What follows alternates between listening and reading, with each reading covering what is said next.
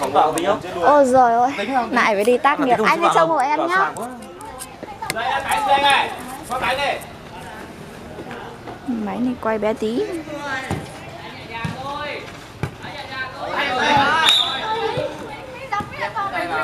Giữ bóng đi, giữ anh này, giữ bóng này.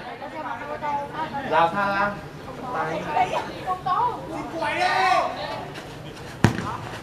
Trọng tài thì để rào đi. Giữ bóng đéo giữ. Đá được không? Đá này. Đâu rồi? Đi Giang trước anh ơi, Giang trước người ta, đừng để người ta ra chân. Đá đi đá, thay đồ đi, cứ đá đi. Con người đến đây.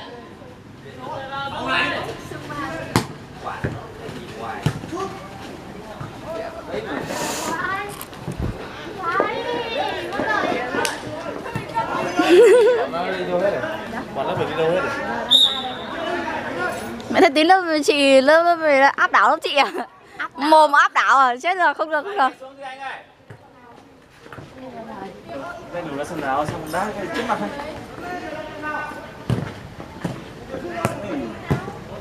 Sao đấy? Bóng vào.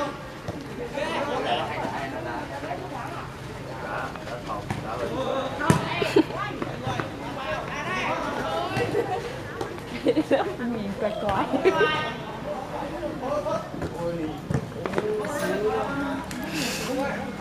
Thiếu cái gì nữa.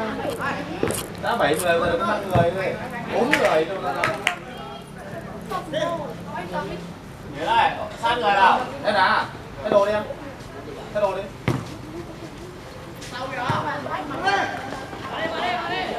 Phá đi, phá bóng đi.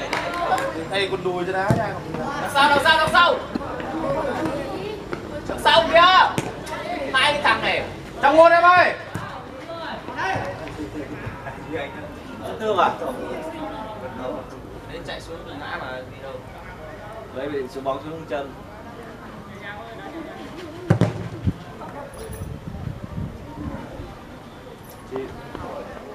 Mà cái đèn đánh được mà không cần phải ấy đâu. Em bắt tay vào nhá. Còn này cũng còn đùi này em. Đưa bóng còn đùi á. Các bạn cũng còn nào? Lúc còn đá đó. Chụp. Làm sao ấy rồi.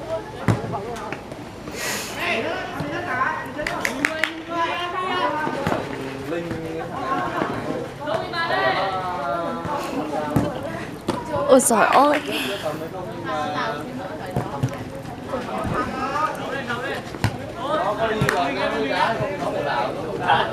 Không quay cười lại.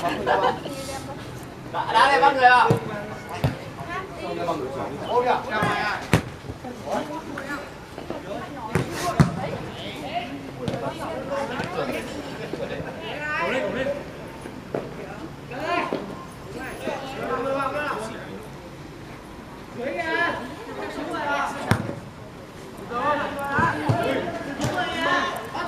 Ui, phí chưa?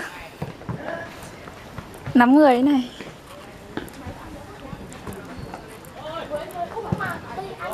Phá đi. Đúng rồi. Bắt người đằng sau kìa, đằng sau. Quay về bắt. Mạnh chân lên.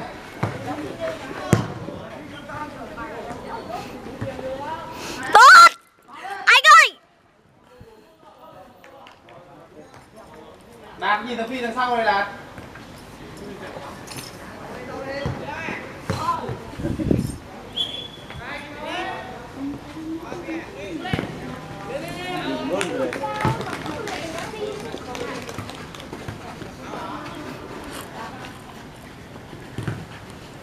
Đã 6 phút hình giây. À đã 25 phút mà.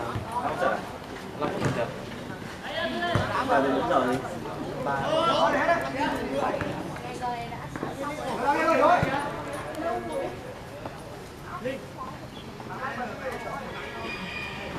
Ra được. Bắt người vào. Thôi rồi. Bê sang để lên đi. Đằng sau kìa. Sát vào. Từ rồi. Biết rồi.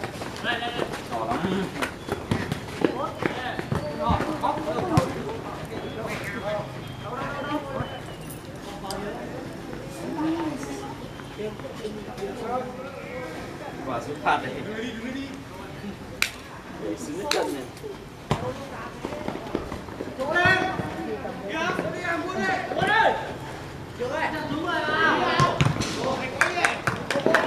Mình cứ tưởng là bọn lớp mình biết đá bóng, chắc cái thằng này biết đá bóng. Nhưng mà hô thật.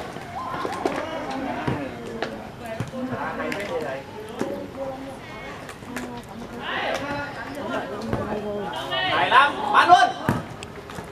Nhất là đội trưởng. Đá thì. Ở đội trưởng lớp thầy là ai thầy? Phi ở đây. Bỏ đi. Em nào có thấy Linh. Hô nhau lên. Em bắt ngôn đây là đá em. Làm được một ngôn. Thế nào hay là bắt ngôn. Em bắt ngôn hay là Ôi.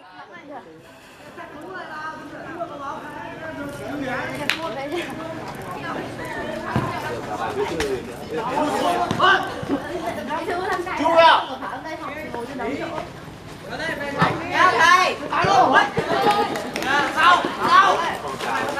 Thầy ơi, nghe có vẻ là phải cho em nghỉ chứ.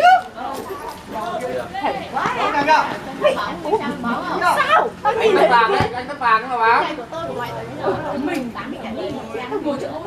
tao nhìn thấy mày rồi. Đá 10 phút. Bà là được mua đấy. Để đâu? Ao thầy. Ao thầy ạ.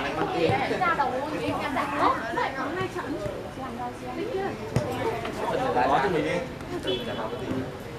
Chú ơi, đá xanh rồi à, khỏe lắm. Đá đi, thằng bạn thay đá mà. Vào đi. Đá đi. Thằng này đá bình thường. Bóng lên kéo rồi. Thay người là hết còi trong đấy rồi thay. Vào đi á. Vào đi. Ơ, mày. Đùn nhau nữa à? Sao mà ngồi uống nước. Thay người thằng này ơi. Đây thằng này thứ môn đi chiều ơi. Đấy vào đây bắt môn. Thầy cảm ơn nhá. Đi uống nước nhá.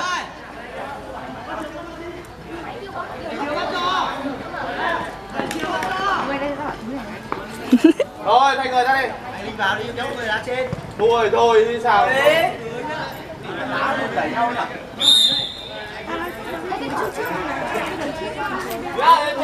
Chiều đá đội khác thì còn đâu. Mẹ tao đá được đâu, phải hỏi của mày để cho nó côn đúng.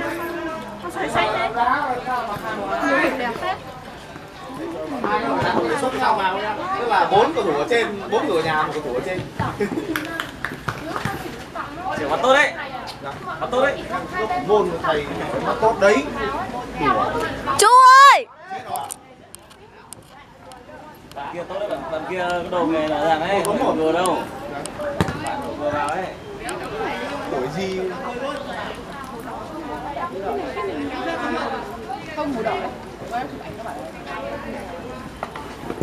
Đấy, thấy chưa? Thầy cả lớp B của Vũ lớp thầy này.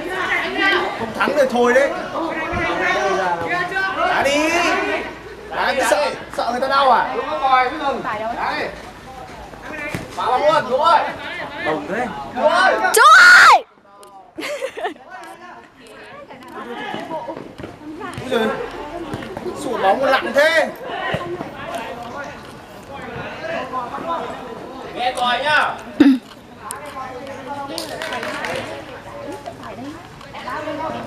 Bạn này có học đi rồi. Nghỉ thầy. Đâu rồi. Ui. Wow. Anh Tuấn ơi, anh có bắt hay anh em. Nó mua đẩy đây. Anh đẩy bóng rồi. Nó.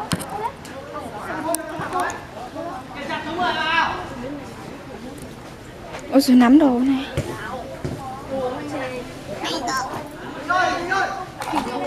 Nữa là không? Anh trông coi này. Đúng rồi. Đấy mệt rồi. Tôi đi ơi. Nhanh thì nhanh hẳn nào. Muốn mà nét nhỉ?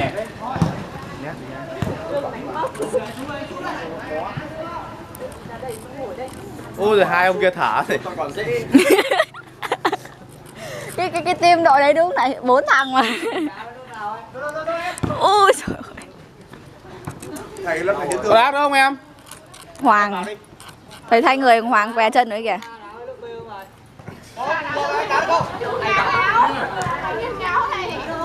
Đau chân què đâu ấy. Hoàng què chân rồi kìa thầy. Ấn vào đi. Vào đây. Thầy Giang không biết vào đấy. Thầy vào đi thầy. Anh chưa mặc áo đá nhá. Anh chưa mặc áo nhá. Vào đi. Đi đâu đấy anh nhỉ? Ấn vào đá đấy. Vào không? Đường vào đường vào. Chưa đá rồi anh vào được. Rồi có bạn nào đá được không? Có bạn nào đá được không?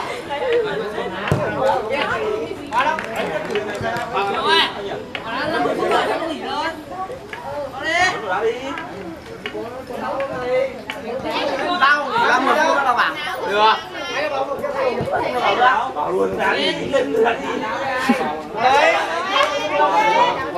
Tôi buồn cười thế. Ai đã? Yên. Chiều trong môn các bạn. Vào đi. Thay người đi. Số phận cứ đưa đẩy đấy em. Lớp này có bao nhiêu thằng con trai? Lớp em á? Con trai. 14. 14 thằng con trai là 7 thằng. Đây là sao để đón bố đấy coi. Đón bố đấy coi. Cho anh Phương vào đã. Lùi vào sân cái sân.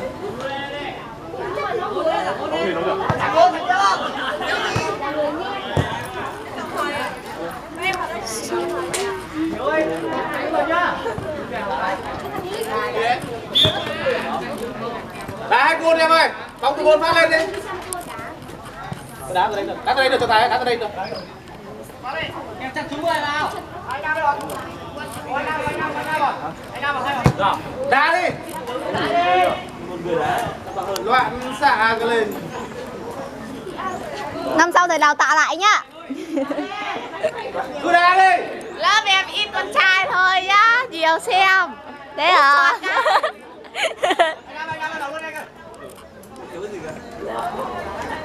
Cái gì kìa? Đây. Đeo băng đội trưởng. Đau lắm không? Đau ở chân à? Đá một bạn đá ở trường đá này. Có đá đi.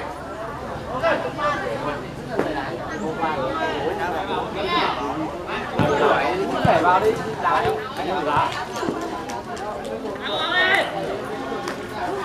Cởi anh bắt người kia kìa.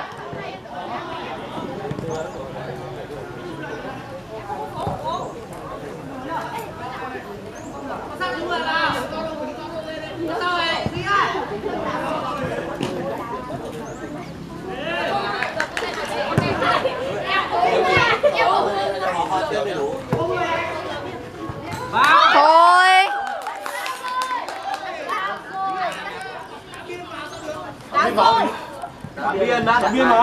Đá biên mà.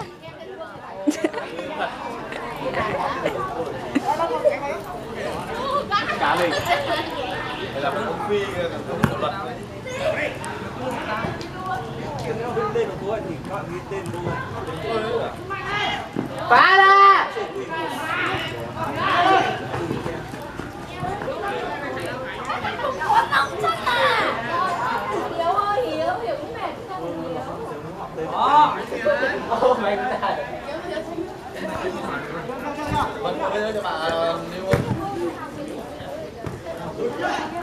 Chú ơi. Phí chưa?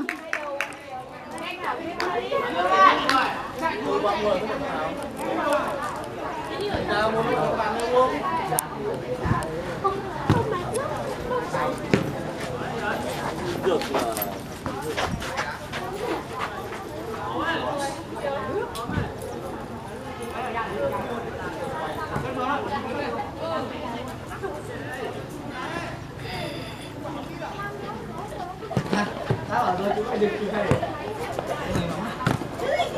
em nghe hả?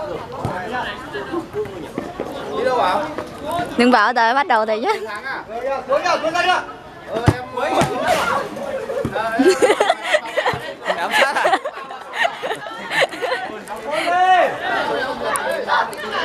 Cuối kia này. Sau kìa. Gạo ơi ta ơi. Gạo ơi. Gạo ơi. Có sao không làm hương đi, làm hương đi.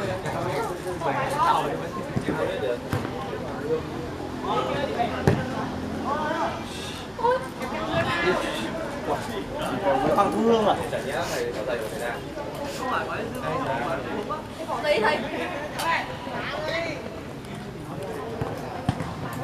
là hai sạc vào về đùa mất thu hương. Hưởng mà mày mày mắng chứ. Thầy mà đá lớp em mà thua là em về em dỗi em khỏi đi. Mày đá lên em luôn thật à? Thằng Linh đâu? Sao mày gọi thằng Linh nào cho ba chúng mày thành một tổ chức?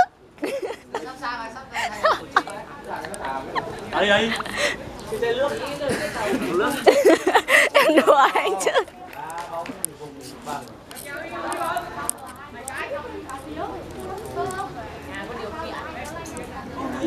Cái đàn bà không theo kém đâu.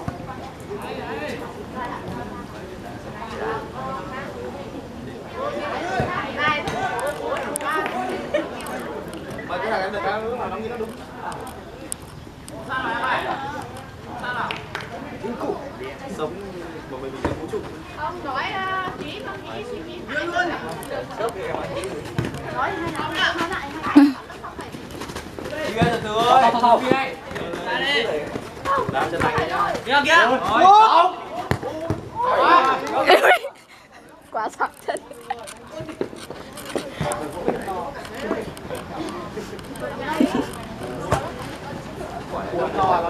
Cao á. Nhà xăm của em không thực trình để nghĩ. Dương ơi, kem kìa Dương ơi. Mặt đi ra. Em bảo bữa em thử tí ăn rồi đấy. À thầy chiều lên trường mình đã mấy giờ nhỉ? Chiều 2 rưỡi em ạ.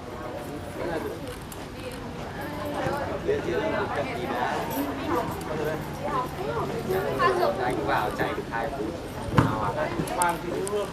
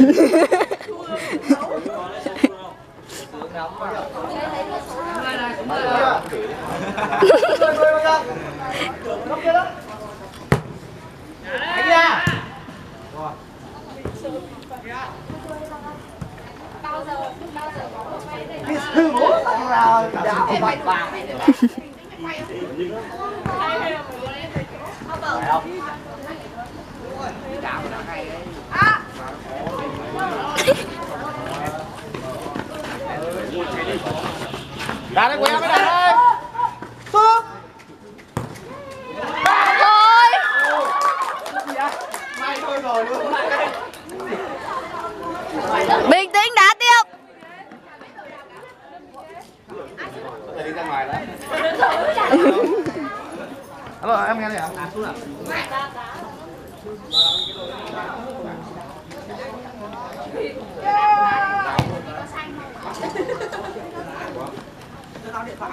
Đi phá đò. 2 súng.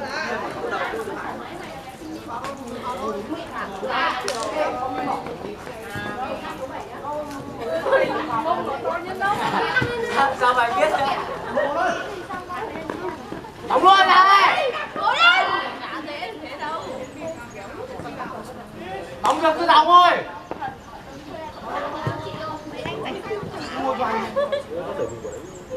Gửi về anh nha. Đóng ơi. Đấy. Thôi rồi. Hay lắm. Để ý đi.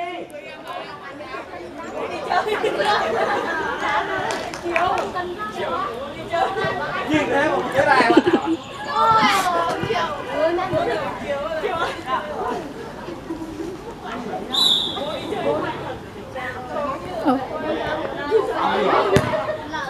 Quá vừa. Không có nhiều.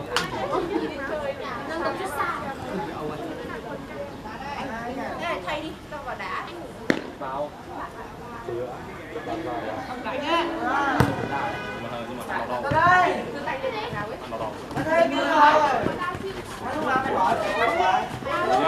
Bố hay lắm bố ơi.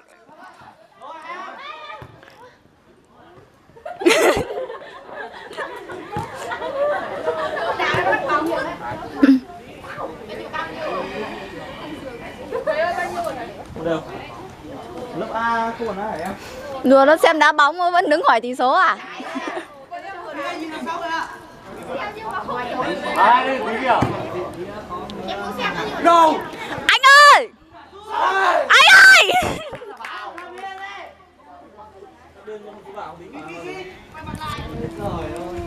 Thôi lên đây cho nó có đồng bọn. Ui giời, cái con đứng yên đi nào.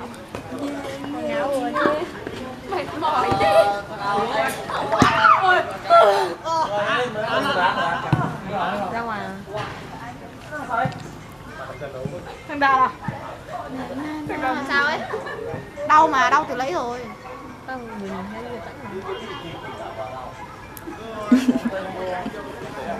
vào đá đi anh. Tôi này ơi. Anh Huấn ơi, anh đi về viện dưỡng lão ơi, gồm gì? Học cũng hơn. Vừa trốn được viện dưỡng lão ra đây xong. Em tưởng là anh trốn đi viện tâm thần cơ. Điên nè. Em chưa muốn là viện dưỡng lão còn. Đốn nhau nữa. Bảo sao yêu nhau. Trời sinh một cặp. Trời sinh. Đã đau chân mà đồng đau.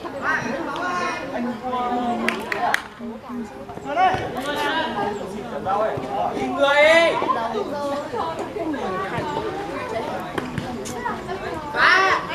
Đợi bạn Linh đến. Từng Linh đang ăn sáng. Bố, tuyệt.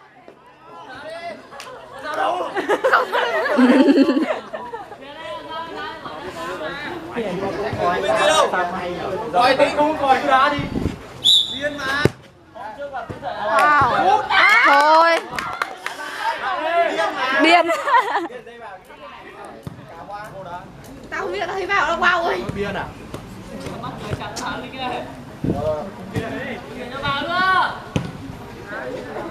Sau kìa. Đằng sau kìa. Che tu ly rồi kìa.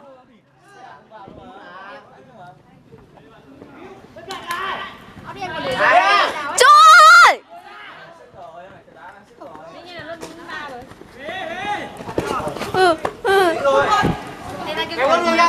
Sút anh cho anh này kìa. Không đứng đây cho nó đẹp. Tao có cái cột chân đóng rồi, đúng rồi.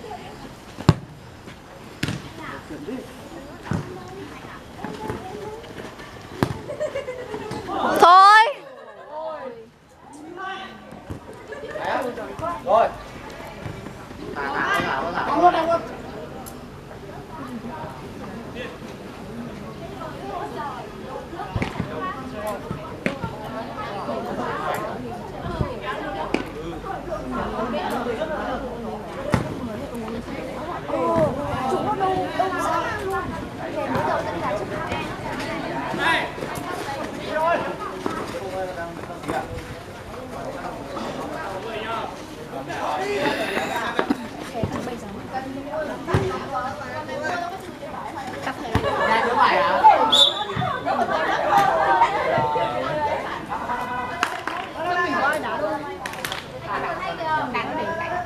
Mấy mèo phải nó chạy vào lại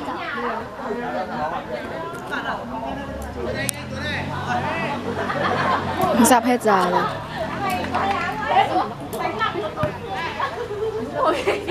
Chạy bữa. Lớp mình là lớp chạy bữa, không phải đóng tiền. Đã đi đáo hộ. Thôi.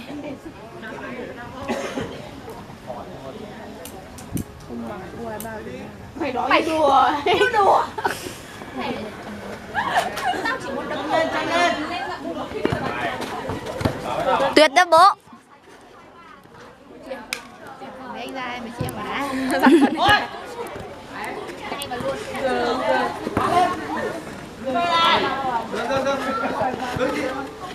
Về luôn, chạy về luôn nha. Đét luôn anh ơi.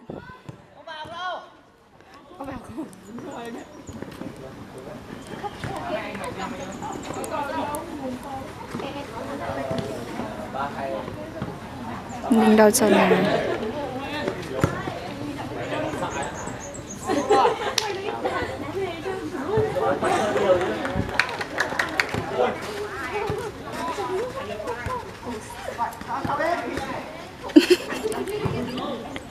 Đánh ra. Đánh cánh ra.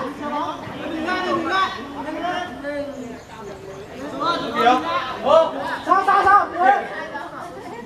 Đằng sau đây người ai. Vào đi. Lên. Vào đi. Rồi. Quấn đại. Hết rồi. Chuyển về lui đi, lên cao ấy. Ai đá đây? Quay tổng đâu? Sao vẫn chưa hết giờ nhỉ? 26 phút rồi mà. Mẹ con sẵn sợ rồi. Hai lên cắm. Làm lại từ đầu.